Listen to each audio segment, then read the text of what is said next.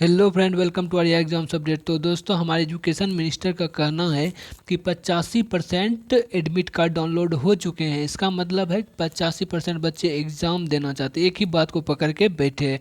Education minister हो के इनको इतना समझ नहीं आता कि बच्चे एडमिट कार्ड बस अपना सेंटर देखने के लिए डाउनलोड किए, ना कि एग्ज़ाम देने के लिए रेडी हैं। कितने स्वार्थी हो गए हैं हमारे मिनिस्टर। सारे मिनिस्टर जितने भी हो या फिर कोर्ट के जज हो, सारे वीडियो कॉन्फ्रेंसिंग काम कर रहे हैं, लेकिन हम लोग से ऑफलाइन एग्ज़ाम ही लेंगे, चाहे वो 300 किलोमीटर से बुलाना पड़े या 500 किलोमीटर से, लेकिन लेंगे ऑफलाइन। खुद का सारा पार्लियामेंट जितना भी है सारा चीज़ बंद करके रखा है। सोच सकते हैं। चलिए आपको पहले दिखाते हैं वीडियो, डायरेक्ट आप लोग देख लीजिए। तो दोस्तों, और कहना चाहूँगा आप लोग पढ़ाई पर पूरा फोकस कीजिए। कुछ भी हो सकता है, ठीक है। अगर कोई गुड न्यूज़ आता है तो ज़रूर बताएंगे। बाकी आप लोग 100% पढ़ाई पर दे दीजिए, क्योंकि इनका बच्चा होता तब इनको पता चलता जब इनका बेटा एग्ज़ाम देने जाता। बाकी दूसरे का जा रहा है, इसलिए इसको फ़र्क नहीं पड़ेगा दोस्तों, ठीक है। तो आप लोग पूरा ध्यान दे दीजिए और अच्छे से पढ़ाई कीजिए बस। तो चाहे पक्ष हो विपक्ष हो, सभी के बच्चे सबके ही हैं। छात्र हमारा पहला बिंदु है, उसके लिए ना कोई पक्ष है और ना कोई विपक्ष है। उसका करियर हमारे लिए पहली प्राथमिकता है। उसकी सुरक्षा और उसका भविष्य, उसकी रक्षा, सुरक्षा और उसका भविष्य। और इसलिए मैं समझता हूँ कि तमाम अभिभावकों के आग्रह और छात्रों के आग्रह के बाद, क्योंकि 2 बार ये परीक्षा स्थगित हो गई। जिस परीक्षा को पहले 5 अप्रैल से 11 अप्रैल तक होना था जेईई का, वो फिर 18 जुलाई से और 23 जुलाई के बीच गई, 2-2.5 महीने पीछे गई। और फिर 2-2.5 महीने पीछे जा करके अब 1 सितंबर से 6 सितंबर के बीच हो रही है। तो ऑलरेडी 2 बार ये स्थगित हो गई। ऐसे ही नीट की भी परीक्षा जो 3 मई को होनी थी, तो जब परिस्थितियाँ ऐसी थी तो फिर हमने 3 मई से पीछे किया और स्थगित करने जा रहे हैं, क्योंकि ये सवाल लोगों ने दिए और कहा कि साहब ये नहीं होना चाहिए। तो सुप्रीम कोर्ट ने जो रिट याचिका थी उसको खारिज करते हुए बोला कि हम पाते हैं कि नीट यूजी 2020 के साथ साथ जेईई मेन अप्रैल 2020 परीक्षा से संबंधित प्रश्न में परीक्षा को स्थगित करने के लिए की गई प्रार्थना में कोई औचित्य नहीं है। आखिरकार जीवन जीना है और छात्रों के करियर को लंबे समय तक संकट में नहीं डाला जा सकता है और एक पूर्ण शैक्षणिक वर्ष बर्बाद नहीं किया जा सकता है। ये सुप्रीम कोर्ट ने ये निर्णय दिया, ये निर्देश दिया और इसलिए छात्रों की, अभिभावकों की और सुप्रीम कोर्ट की, इन तीनों की मंशा को देखते हुए जो हमारे एनटीए है, जो इसकी परीक्षा का की संस्था है, उसने ये निर्णय लिया कि अब इन तिथियों में ये परीक्षा होनी है। मुझे इस बात की खुशी है कि जो एनटीए ने मुझे बताया, डीजी ने बताया मुझे, जब मैंने जानकारी ली कि कुल जेईई में 8,58,000 इसमें कुल अभ्यर्थी थे। और जब इन्होंने इसको पीछे के दिनों में ये तिथि घोषित करके ये कहा कि आप डाउनलोड कर सकते हैं अपना कार्ड, तो 7,50,000 के करीब छात्रों ने डाउनलोड कर दिया।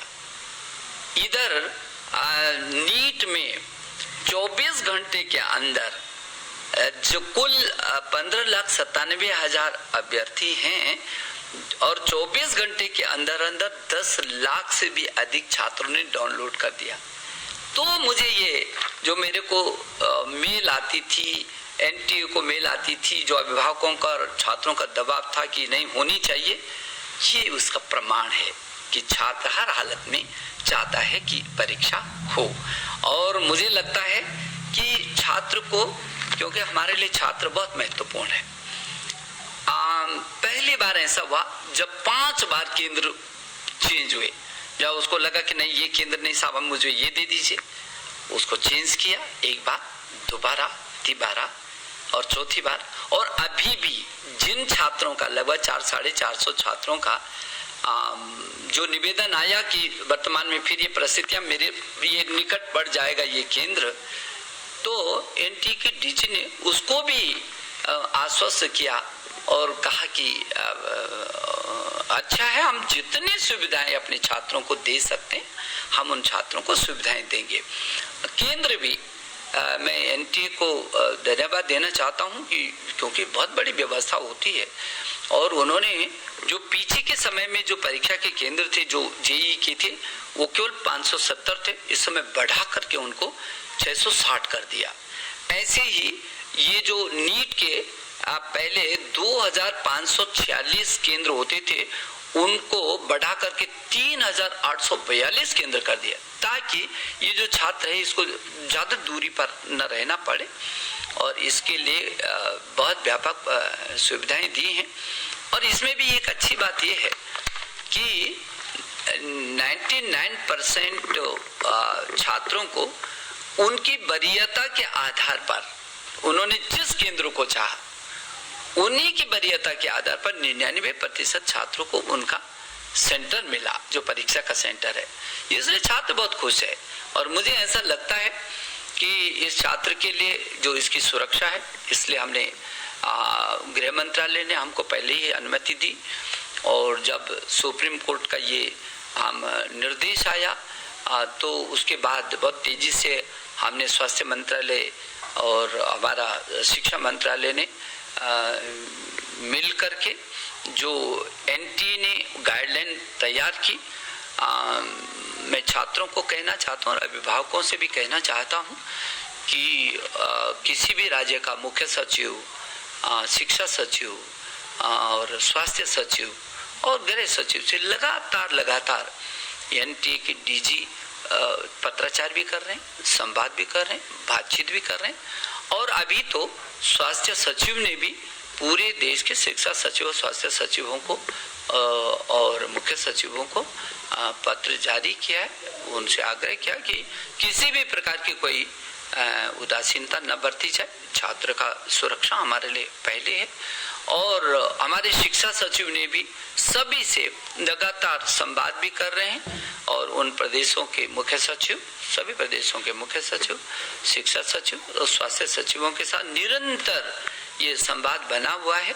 इसलिए मैं अभिभावकों से कहना चाहता हूँ कि बहुत चौकसी बरती जा रही है और छात्र को भी मैं आश्वस्त करना चाहता हूँ कि एनटीए ने जितनी व्यवस्थाएं की हैं, जो उसने अभी जारी किया है एसओपी, उसमें बेहतर गाइडलाइन दी है, बहुत सशक्त गाइडलाइन दी है। बाकायदा आप निश्चिंत होकर के और उस परीक्षा को आप दीजिए।